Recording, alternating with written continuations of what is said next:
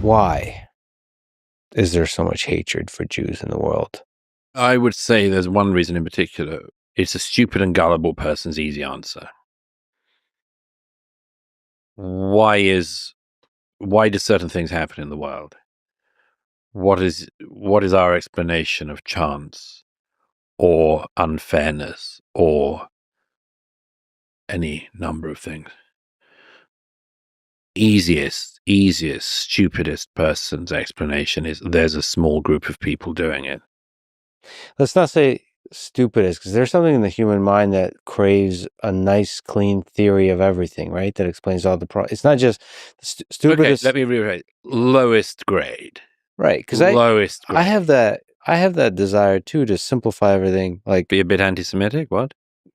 we've all we've all been anti-Semitic here and there. Just get a few vodkas. I mean, no. To find, I mean, maybe it's a mathematician in me. It's like to find a simple explanation for everything. Right. That's nice for Yeah, no, historians do I agree. this. Absolutely. I Like agree.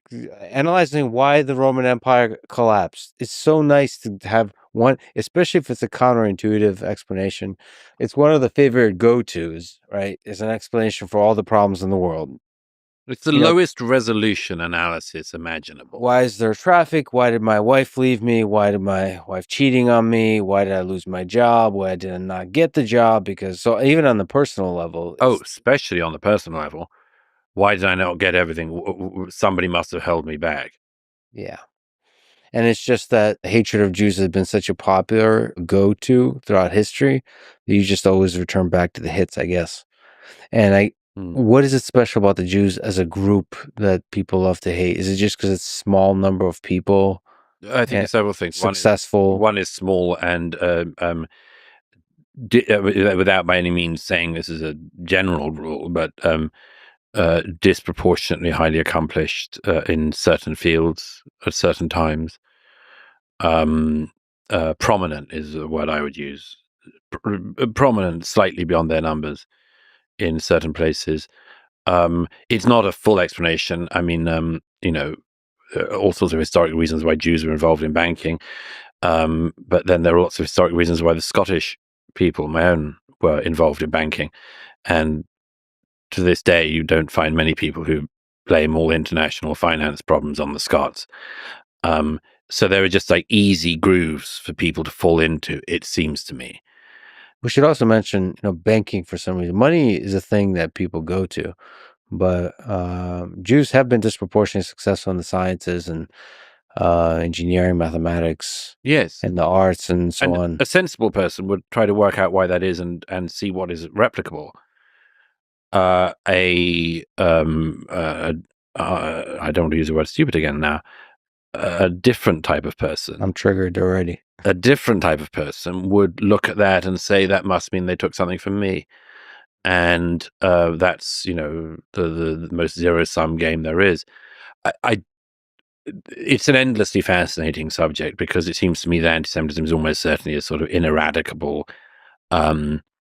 temptation of the human spirit at its ugliest and cheapest. But because it's back in our day, it bears some analysis again. And I would say two things about it. One is, as I and others have said many times in the past, one of the fascinating things about anti-Semitism is that it can cover everything at once. So the Jews get hated for being rich and for being poor, both for being the Rothschilds and for being Eastern European Jews escaping the pogroms. They can be hated for being religious and for being anti-religious and producing Marxism, for instance. Hated for religiosity and secularism. They can be hated for, most recently, not having a state and therefore being rootless cosmopolitans, and also hated for having a state. And that makes it something very unusual, actually, in the history of human bigotry and bias and ugliness.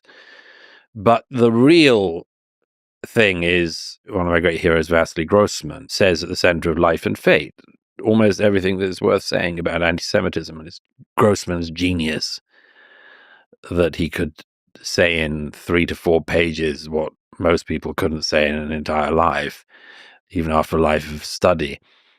But there's this passage in Life and Fate that I quote in my book, which is just bowled me over when I read it some years ago. When he says, the interesting thing about anti-Semitism, he says you can meet it everywhere in the Academy of Sciences and in the games that children play in the yard. But Grossman's great insight is, he says, everywhere it tells you not about the Jews, but about the person making the claim. And the most important gift he gives in his analysis is when he describes it as a mirror to the person who is making the claims, culminating in this phrase I've been trying to make popular, which is, he says, tell me what you accuse the Jews of, I'll tell you what you're guilty of. It's a searingly brilliant insight. The Iranian revolutionary government accuses Israel of being a colonial power. The Iranian revolutionary government has been colonizing the Middle East throughout our lifetimes. The Turkish government accuses the Jewish state of being guilty of occupation. Do you know northern Cyprus? The Turks have been occupying half of Cyprus since the 1970s. Cyprus is an EU member state and Turkey is in NATO. So you can do this on and on. The people who accuse the Jewish state, like the people who accuse Jews of something, almost without fail, is the thing they're guilty of. Look at the supporters of Hamas and Hamas. One of the things they say is that Israel is guilty of indiscriminate killing.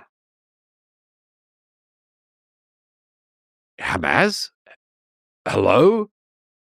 What were you doing on the 7th? You see, there are these crazy guys online who repeatedly claim that for some reason Israeli soldiers will rape Palestinians when they meet them, whether in a prison or on the battlefield or in a hospital. It erupts occasionally. These people go around and say, "Oh my God, the IDF are rapists." Okay.